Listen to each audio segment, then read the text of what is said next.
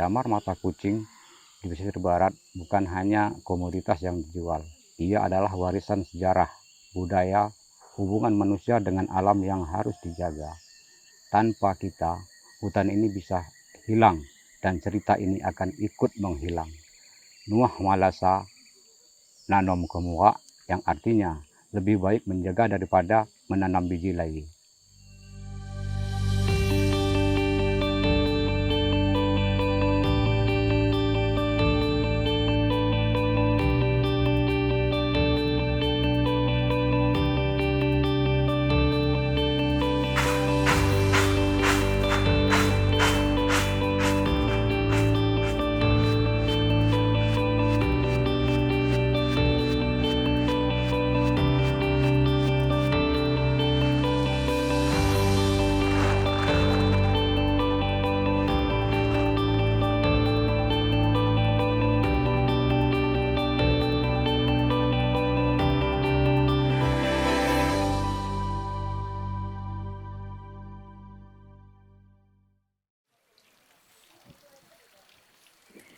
Pemirsa Inspirasi Tani, saat ini kita akan melihat lebih dekat bagaimana masyarakat di Kabupaten Pesisir Barat dalam menjaga dan mengolah damar mata kucing.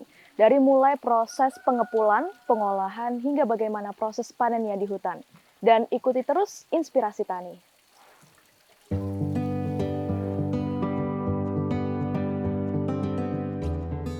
Inilah perjalanan damar mata kucing setelah keluar dari hutan. Getah yang menetes dari batang pohon, kemudian membeku menjadi butiran dan bubuk bernilai tinggi. Di balik proses sederhana ini, tersimpan keterampilan turun-temurun untuk menjaga kualitas damar agar tetap terjaga. Dan disinilah hasil panen para petani damar terkumpul.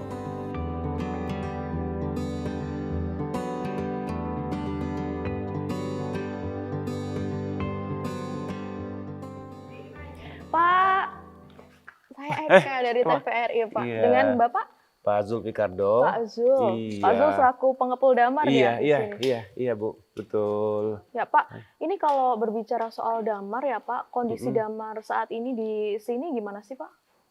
Saat ini produksi getah damar dari petani mengalami penurunan karena ada musim berbunga, musim berbuah dan menimbulkan daunnya menjadi muda, karena makanya produksi getah damar sekarang ini lagi mengalami penurunan sangat drastis gitu sekarang ini. Tapi kalau berbicara soal kualitas gimana Pak kualitasnya? Kualitas juga dia berkaitan, Mbak, berkaitan dengan hasil produksi yang turun, maka kualitasnya juga agak menurun. Jadi grade itu biasanya dia bisa grade agak besar jadi AB, sekarang dari kecil dia. Sekarang jadi kecil ya Iya, Pak? Ini grade-nya apa kalau sekarang? Sekarang dari rata-rata sih yang B ke bawah tuh, B sampai di D gitu.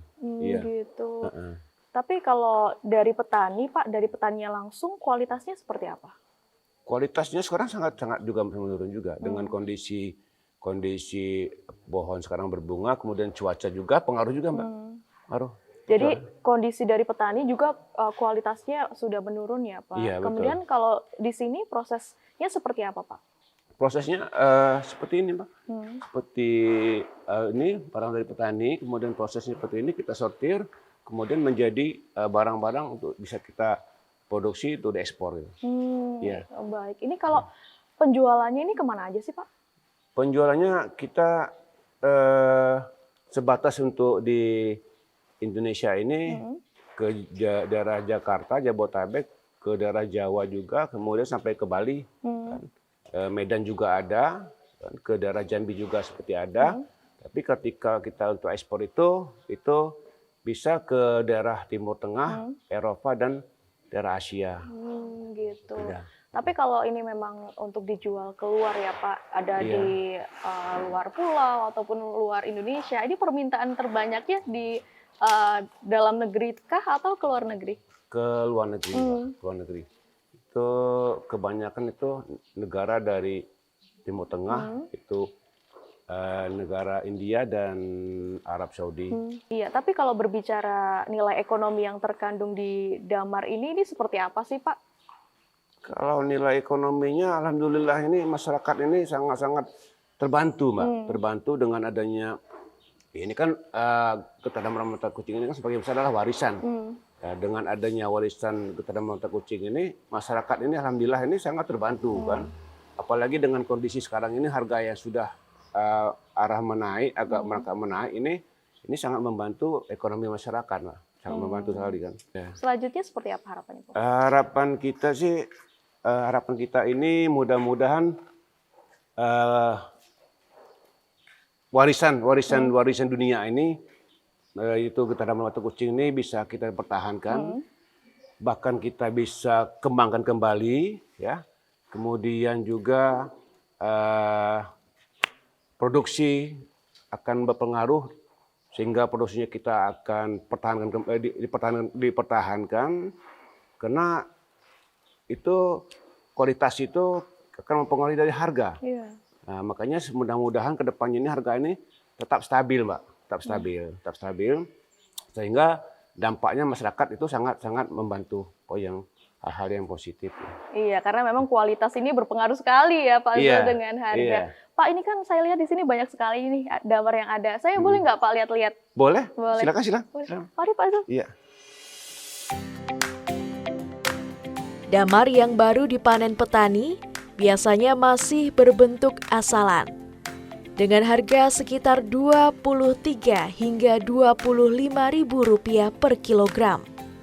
Namun setelah melalui proses penyortiran di gudang, harganya berbeda-beda sesuai kualitas. Untuk grade A dan B, dengan warna bening, bisa mencapai Rp32.000 per kilogram. Grade C dan D, dengan warna lebih keruh, berkisar Rp30.000. Lalu kualitas paling rendah, sekitar Rp20.000. Kemudian debu damar pun tak tertinggal dan tetap bernilai. Debu yang dijual Rp17.000 ini biasanya diolah menjadi cat, thinner, tinta, hingga kosmetik. Dari gudang pengepul, perjalanan damar berlanjut ke tangan para pendamping lapangan. Para penyuluh pertanian dan kehutanan memiliki peran penting untuk menjaga keberlanjutan damar. Mereka mendampingi petani sejak proses panen, memberikan sosialisasi cara pengolahan, hingga membantu penyediaan bibit baru.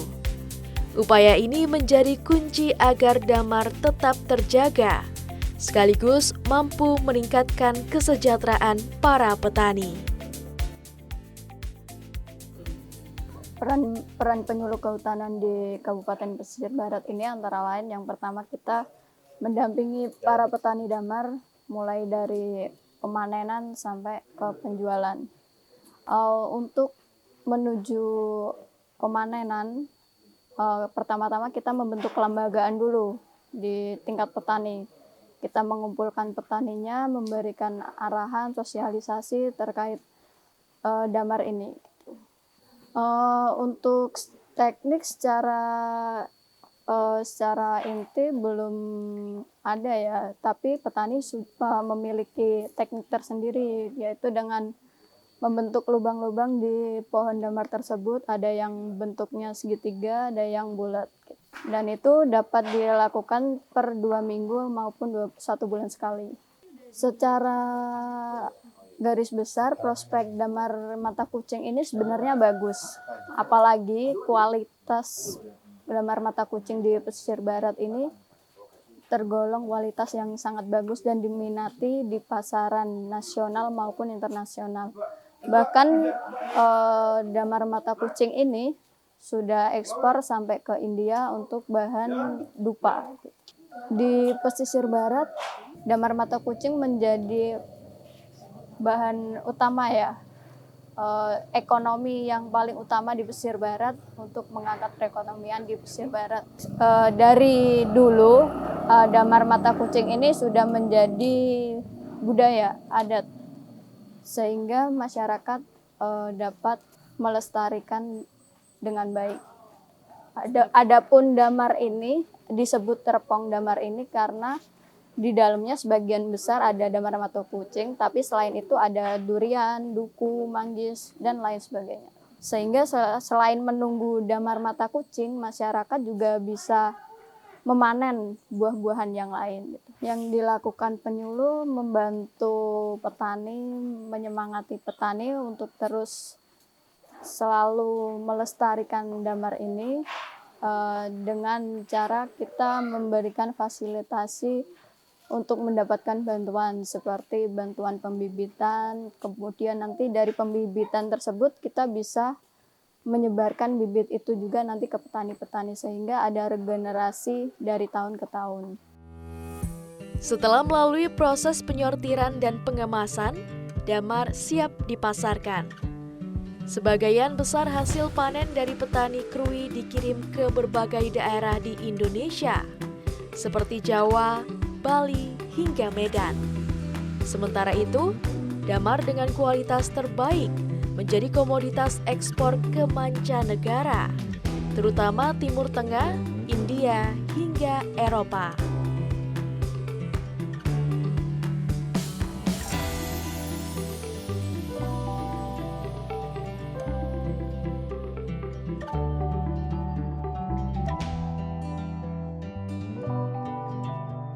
Pak, saya jadi pengen tahu deh, gimana sih cara ngunduh damar ini, Pak?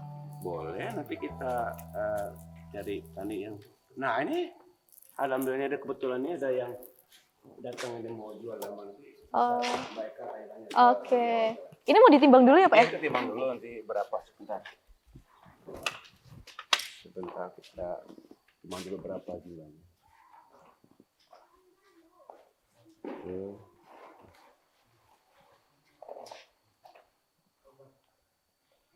Oke, 0 ya. Oke. Oke, 20 kilo. 20 kilo masih kotor ya? Oke, 20 kilo. Iya. Iya. Pak, saya boleh nggak ikut ngunduh damarnya? Iya boleh. Boleh. Di mana Boleh. Pak ngunduhnya? Ayo ke ini aja, ke lokasi, ke kebun aja. Ke kebun. Berarti saya boleh ya Pak Boleh, ikut ke boleh. kebun? Boleh. Oke. Mari Pak ke kebun. Ayo.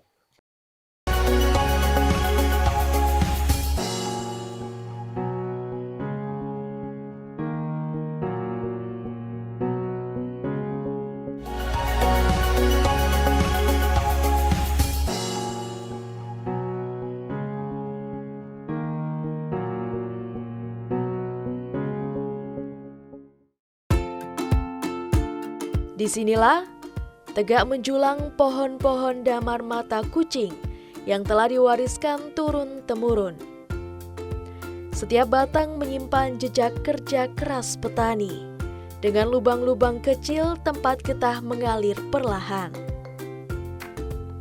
Pohon damar mata kucing bukan tanaman biasa. Ia adalah ladang kehidupan yang sejak ratusan tahun lalu menjadi tabungan keluarga, penopang ekonomi dan bukti kearifan masyarakat krui dalam menjaga alam. Nah kita udah nyampe ini Mbak. Oh, udah sampai ya Pak? Oh ya. Yang mana Pak pohonnya? Ini. Oh, yang ini. Ya. Kita langsung aja ke pohonnya Pak ya. Ini nih Pak pohonnya. Oh iya. Biasanya prosesnya apa dulu nih Pak? Oh kita iniin dulu, ngebabat dulu di bawah supaya enak ngambil getah damarnya. Peralatan kita taruh dulu. Oke, jadi ini dibabat dulu ya Iya, Pak dibabat biar dulu. enak nih. Ya.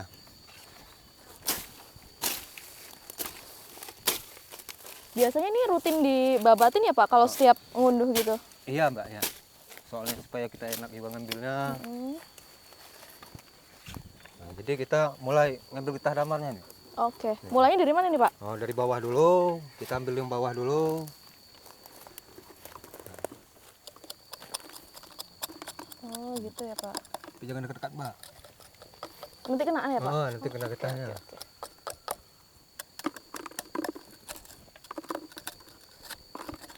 Biasanya ngambilnya ini berapa hari sekali sih Pak ngambil? Oh ini paling mudah kalau damar ini 2 minggu, tapi kalau paling tua dia 1 bulan. 2 minggu udah bisa diambil, udah tapi bisa paling diambil. muda 1 bulan itu Udah tua dia, paling udah tua. Oke.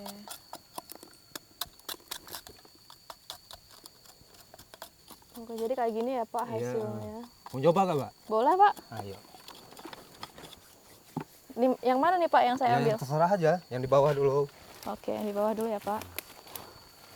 Ini ya Pak ya? Iya. Dari samping dulu ya Pak ya? Iya. Oke. Bener ya Pak kayak gini? Oh iya, betul. Kalau ini umurnya berapa Pak ini? Ini lebih kurang baru 20 hari ini. Oh 20 Oh, 20 hari. hari. Oke.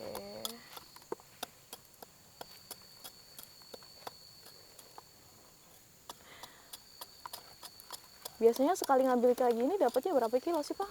Ya nggak tentu, Mbak. Kadang-kadang 2 kilo, 3 Kadang-kadang kilo. 2 kilo sampai 3 kilo Iya, ya. satu pohon. Kalau Bapak ngambilnya per berapa hari sekali? Per 20 hari, Mbak. Per 20 hari. 20 hari. Ya. Ini umurnya berapa Pak? Berapa tahun pohonnya? Kalau yang ini kalau 25 tahun udah pasti. 25 tahun ya. Udah pasti.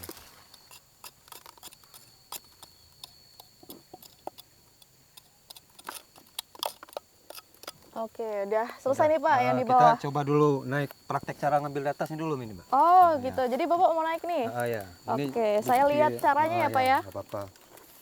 Kita dulu.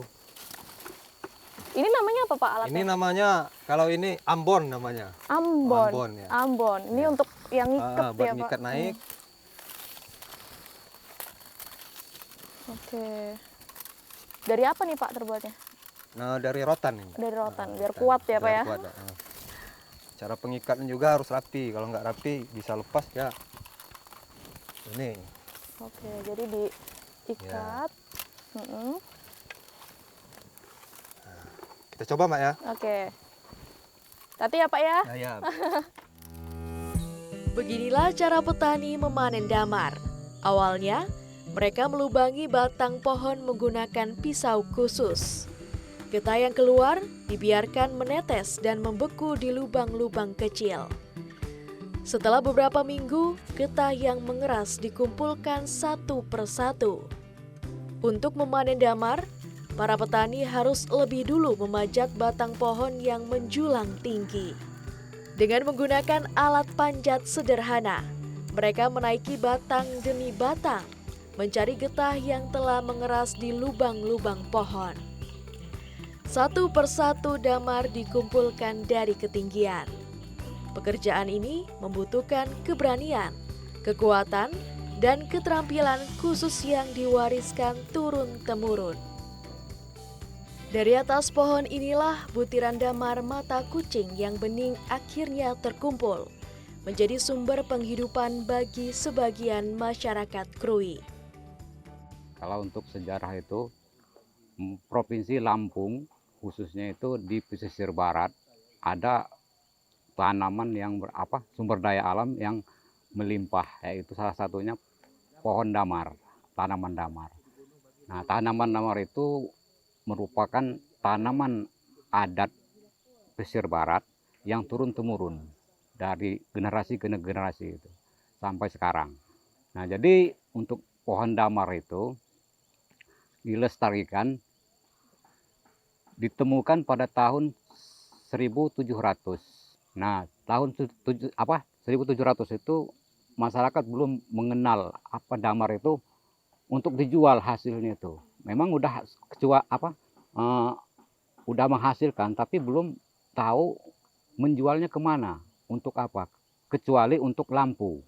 Nah, pada tahun 1900 masyarakat pesisir barat itu ada yang berlayar atau menjualkan hasil buminya ke luar negeri.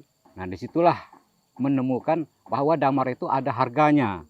Nah, sepulangnya dari Singapura, orang itu menceritakan bahwa damar itu ada harganya. Terus masyarakat itu mulai menanam dengan merepong. Merepong itu menggarap damar itu dengan menebang hutan. Menebang hutan dan menggarapnya. Pertama, masyarakat kami itu menanam padi. Menanam padi, kopi. Itu namanya fase pertama itu darak. Masih padi gitu. Nah, fase kedua itu ada namanya kebun. Nah, kebun itu ada kopi, sayur mayur, dan juga tanaman damar yang masih kecil. Nah, untuk fase ketiga itu ya baru repong. Repong itu merupakan kumpulan tanaman yang bernilai ekonomi. Nah, jadi repong itu istilah dari apa? Tanaman tumpang sari, bukan hanya damar atau duku aja, kayu-kayu kan. Makanya untuk repong itu sangat dijaga sekarang. Bahkan di luar negeri sangat mengetahui bahwa repong itu bermanfaat. Dari penelitian-penelitian selama ini, mereka itu sangat mengakui bahwa repong itu sangat membantu masyarakat dalam menopang kehidupan kebutuhannya.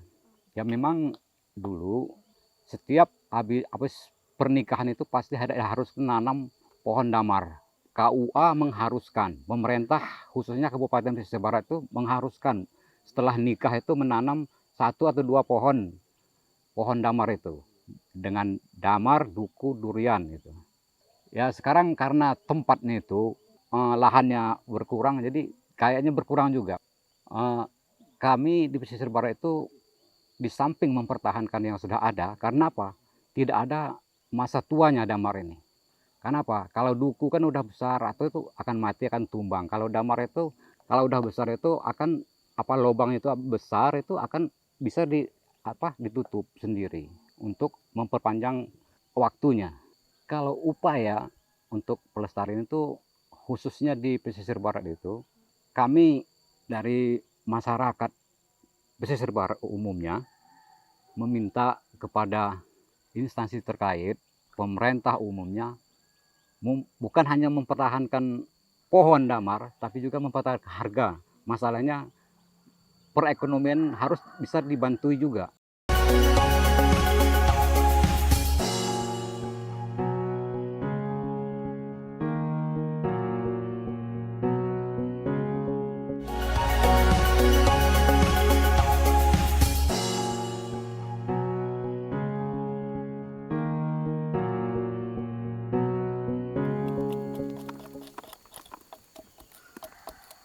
Gimana nih Mbak, mau nyoba apa? Naik? Boleh Pak, boleh. Oh, ya.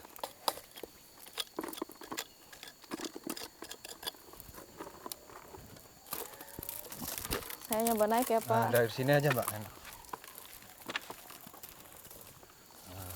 taruh ini dulu. Ini masuk dulu Mbak. Masuk dulu, Ya, masuk sini. ya. Nah, pegang, Iya. ambil embernya. Oke, Ya. ini taruh mana nih Pak? Ya, taruh serah aja lah. Kiri ya Ya, Pak? kiri aja. Oke. Coba Mbak, naikin kakinya masuk ke sini Mbak. Ya. Naikin sini. Iya. Terus Pak, Ambonnya naikin. naikin. Oh ya, naikin kakinya, naikin lagi kalau bisa. Ke sini Pak. Ya. Oke. Duh, nggak bisa nih Pak. Nyangkut. Bentar. Bisa nggak Mbak? Aduh, susah ya Pak. Saya coba naik ya.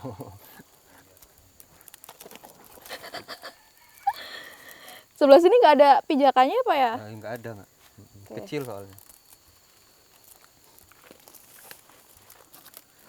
Saya coba, aduh. Aduh Nggak Pak, bisa, kayaknya nggak udah, bisa udah, deh. iya. Susah banget ya Pak ya. Bapak aja deh Pak. Oh iya. Dilanjutin ya Pak ya. Oke. Ini Pak, saya serahkan kembali. Dan pemirsa, ternyata susah sekali ya saya mencoba untuk mengambil getah damarnya ini, karena saya baru pertama kali mencoba dan ini ternyata sangat susah. Ya. Dan kita serahkan kembali aja ke bapaknya untuk ngambil getah damarnya. Karena Bapak udah biasa ya Pak ya? Oh iya. Ini makanan sehari-hari.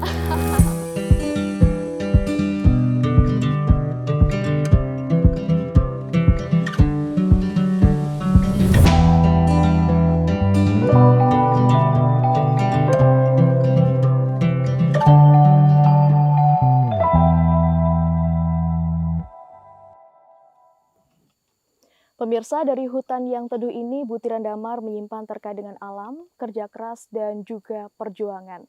Dan pohon damar di Kabupaten Pesisir Barat ini bukan sekedar komoditas. Ia adalah penopang kehidupan di masyarakat Kabupaten Pesisir Barat dan menjadi ciri khas bagi masyarakat di Kabupaten Pesisir Barat. Semoga upaya pelestarian damar ini akan selalu ada sehingga generasi selanjutnya bisa menikmati manisnya hasil bumi. Saya Eka Kurniasari, sampai jumpa di Inspirasi Tani episode selanjutnya dengan kisah inspiratif dari Bumi Pertiwi.